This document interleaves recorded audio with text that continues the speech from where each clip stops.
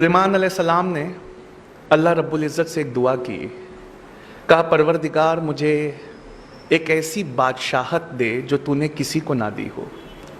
सुलेमान अलैहिस्सलाम ने यह दुआ की, अल्लाह रब्बुल इज़्ज़त मुझे ऐसी बादशाहत, ऐसी शहनशाहत दे कि तूने जो किसी को ना दी हो।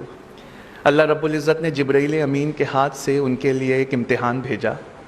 जिब्राइल अमीन ने उनके सामने 3 चीज़ें लाकर रख दी और सुलेमान अलैहिस्सलाम से कहा कि इसमें से एक ऐसी है जो अल्लाह ने सिर्फ़ आपके लिए चुनी हुई है।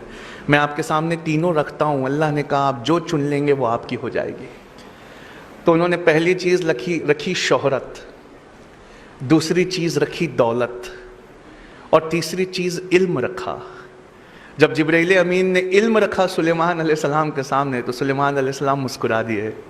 कहा, परवरदिगार मुझे माफ़ कर दे, मेरी दुआ गलत थी, मुझे अब बादशाहत नहीं सिर्फ इल्म चाहिए।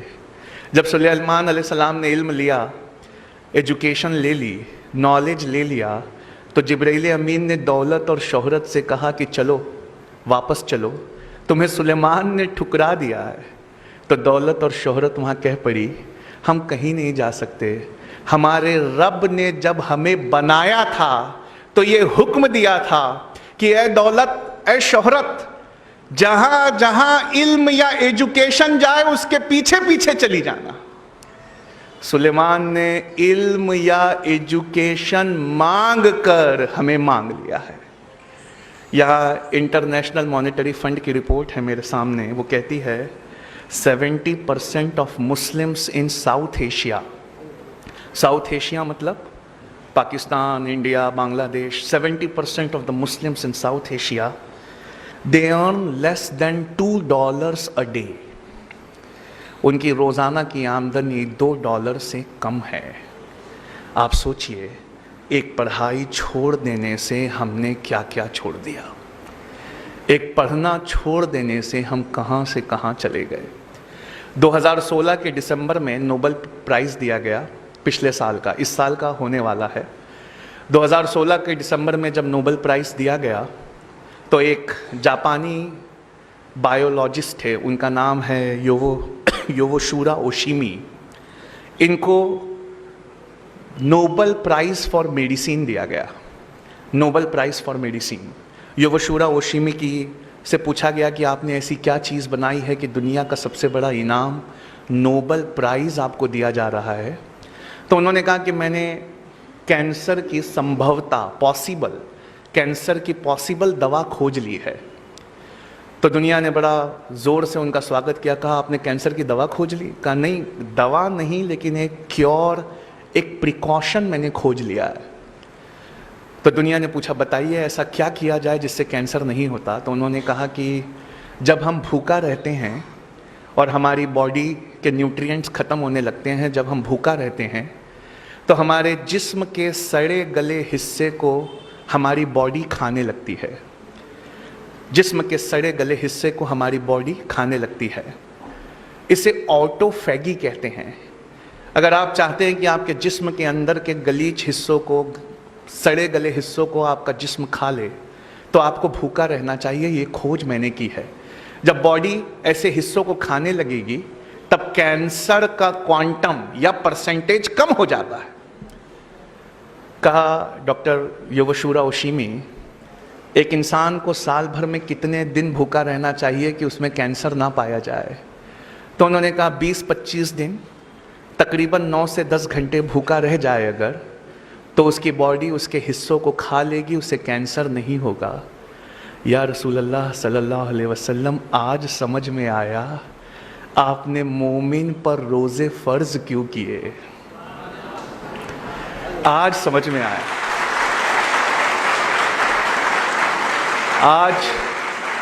आज ये बात समझ में आई कि क्यों कुरान ने कहा कि रोज़े ना छोड़ना। हम तो इसलिए रोज़े रखते हैं क्योंकि हमारे अल्लाह का हुक्म है। हम तो रोज़े इसलिए रखते हैं क्योंकि हमारे नबी पाक का हुक्म है। लेकिन आज समझ में आया कि इस हुक्म में कौन सी रहमत छुपी हुई है। योवोशुरा ओशिमी को दुनिया का सबसे बड़ा प्राइज़ दिया गया ऑटोफैगी के लिए। ऑटोफैगी यानी जिस्म अपने सड़े गले हिस्से को खा ले। आज से 1438 साल पहले कोई ये हमें दे गया, बस हमारा नज़रिया कुछ और था, हमने उसे दीनी पढ़ाई कहकर ठुकरा दिया। एक जापानी उठा, उसने उस पर रिसर्च की, उसने उसे दुनियावी पढ़ाई से मिलाकर देखा। आज दुनिया ने उसे दुनिया का सबसे बड़ा प्राइज़, नोबेल प्राइज़ दे दिया। ऐ बच्चों, तुम क्यों नहीं पढ़ते? तुम क्यों नहीं कोई चीज़ को रिसर्च की तरह लेते? तुम क्यों नहीं कोई चीज़ को उस तरह देखते जिस तरह देखे जाने का हुक्म है? अल्लाह रब्बुल इज़्ज़त कुरान में फरमाता है, तुम गौर क्यों नहीं करते कि अल्लाह ने ये कायनात कैसे बनाई है? हम में से कितने हैं जिसने ये गौर किया? मेरा ज्योग्राफी का क्लास होता है दिल्ली में, वहाँ मैं रॉजर बेकन को हमेशा कोट करता हूँ। सर रॉजर बेकन ये एक बहुत बड़े साइंटिस्ट थे, 12th सेंचुरी के, यूरोप के फादर ऑफ साइंस कहा जाता है इन्हें। इन्होंने साइंटिफिक रिवॉल्यूशन लाया था यूरोप में। अब मैं इनका एक बहुत प्यारी चीज़ आपको सुनाता हूँ। सर रॉजर बेकन कहते हैं, बेशक थोड़ा साइंस और थोड़ी फिलॉसफी हमें अल्लाह से दूर ले जाती है। थोड़ा साइंस और थोड़ी फिलॉसफी हमें ईश्वर या गॉड से वो दूर ले जाती है, पर बहुत सारा साइंस और बहुत सारी फिलॉसफी हमें खुदा के बेहद करीब ले आती है। अगर मैं आपसे पूछूं कि क्या अल्लाह है, तो आप में से अक्सर और बेशतर लोग कहेंगे हाँ है। पर अगर मैं आपसे दूसरा सवाल करूं, उसका क्या सबूत है कि अल्लाह है, तो आप कहेंगे बहुत सारे लोग ये ईमान का मसला है, हमारा ईमान मजबूत है। लेकिन अगर कोई मुझसे पूछे कि अल्लाह है, इसका क्या सबूत है, तो मैं कहूँ कि ये सबूत तो इसी टेबल पे रखा हुआ है। कहा कैसे? 7th स्टैंडर्ड में टीचरों ने पढ़ाया था साइंस की क्लास में, 7th ग्रेड में, ऑक्सीजन सपोर्ट्स बर्निंग। ऑक्सीजन जलाने में मदद करता है। आपने वो एक्सपेरिमेंट किया है ना, कैंडल वाला? एक कैंडल को रखिए, आग लगाइए, उसके ऊपर कुछ ढक दीजिए, जब ऑक्सीजन ख़त्म होगा तो कैंडल भी बुझ जाएगी। तो ऑक्सीजन सपोर्ट्स बर्निंग। और नासा से पूछा कि कौन सा फ्यूल यूज़ करते हो अपने रॉकेट्स में, रॉकेट में ऐसी कौन सी चीज़ यूज़ करते हो कि रॉकेट आसमान में चला जाए? तो वो कहते हैं हाइड्रोजन। कहा hydrogen is the most combustible substance on earth. Hydrogen bomb भी दुनिया के सबसे ताकतवर बॉम्ब में से एक होता है। यानी एक अति ज्वलनशील है, एक जलता ऐसे है कि रॉकेट को ले जाए या पूरा का पूरा टाउन बर्बाद कर दे, हाइड्रोजन। और एक भड़काऊ है, ऑक्सीजन। एक जलाऊ है, एक भड़काऊ है। अल्लाह ने कहा कुन फयकून हो गया, H2O हो गए। दो भड़काऊ एक जलाऊ जब एक साथ आए तो बुझाने का काम कर रहे हैं।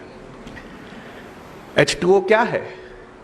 2 हाइड्रोजन है, एक ऑक्सीजन है। क्या हमने कभी अपने पानी को इस नजरिए से देखा है? क्या हमने उसमें कभी अपने रब की रबूबियत को तलाश किया है? एक इतना ज्वलनशील है कि रॉकेट्स को आसमान में ले जाता है, और एक ऐसा है जो जलने में सपोर्ट करता है। अल्लाह ने कहा कुन, एक हो जाओ, फयकून, एक हो गए, बुझाने का काम कर रहे हैं। मतलब प्रॉब्लम हमारे नज़रिए में है। हमने दीन और दुनिया को बांट दिया, सोचा कि दीन की पढ़ाई कुछ और है, दुनिया की पढ़ाई कुछ और है। दरअसल ऐसा नहीं है। इस्लाम में सब्जेक्ट के हिसाब से दीन और दुनिया की पढ़ाई नहीं को तकसीम नहीं किया जा सकता। इस्लाम में सब्जेक्ट के हिसाब से एजुकेशन को सेग्रीगेट नहीं किया जाता। इस्लाम में नीयत के हिसाब से पढ़ाई को सेग्रीगेट किया जाता है। एक एग्जांपल देना चाहूँगा। मान लीजिए हम में से कोई आलिमत का कोर्स कर रहा है, वो कुरान और हदीस पढ़ रहा है, लेकिन उसकी नीयत ये है कि मैं बड़ा होकर कुरान और हदीस सुनाकर पैसे कमाऊंगा। तो बताइए अब वो दीनी पढ़ाई हुई कि दुनियावी पढ़ाई हुई? दुनियावी हुई। और कोई MBBS कर रहा है, कोई लॉ कर रहा है, कोई इंजीनियरिंग कर रहा है, इस नीयत से कर रहा है कि मैं एक ज़रूरतमंद की मदद करूंगा। तो क्या ये दीनी पढ़ाई हुई कि दुनियावी पढ़ाई हुई? ये दीनी पढ़ाई हुई। मतलब साफ है बच्चों, जो आप पढ़ रहे हो उसमें एक अच्छी सी नीयत जोड़ लीजिए। मेरी पढ़ाई, मेरी रिसर्च, ए अल्लाह, दुनिया के दबे हुए कुचले हुए लोगों के लिए है, मैं उनको एम्पावर करूंगा। डॉक्टर नॉर्मन बोरलॉग ने जब पहली बार ड्वार्फ वेराइटी ऑफ वीट की खोज की थी ग्रीन रिवॉल्यूशन में, डॉक्टर नॉर्मन बोरलॉग ने जब पहली बार गेहूं खोजा था जो दुनिया की भूख मिटा सकता था, तो दुनिया ने डॉक्टर नॉर्मन बोरलॉग से यह कहा था, फादर ऑफ ग्रीन रिवॉल्यूशन से, कि आप जितना सोना मांगे हम उतना सोना देने के लिए तैयार है, जितनी दौलत मांगे हम उतनी दौलत देने के लिए तैयार है, बताइए आप क्या चाहते हैं। उन्होंने कहा, मैं कुछ नहीं चाहता, मैं चाहता हूं कि ये गेहूं, ये ग्रीन रिवॉल्यूशन का गेहूं गरीबों में मुफ्त में तकसीम कर दिया जाए। मैं अपनी टेक्नोलॉजी के लिए कुछ भी चार्ज नहीं करूंगा, बस मैं भूखों की भूख मिटाना चाहता हूं। क्या आज़म कैंपस में आज कहीं किसी बेंच पर एक डॉक्टर नॉर्मन बोरलॉग बैठा है क्या? क्या आप में से किसी एक के दिल में ऐसी नीयत है क्या कि मैं अगर दुनिया में कुछ बहुत अच्छा पाया तो मैं वो इस दुनिया के लिए छोड़ जाऊंगा? आपकी नीयतें हैं जो अल्लाह के सामने आपके हिसाब में मदद करेंगी। बुखारी की पहली हदीस अल अमालु बिन्निया है, अमल का सारा दारोमदार नीयत पर है।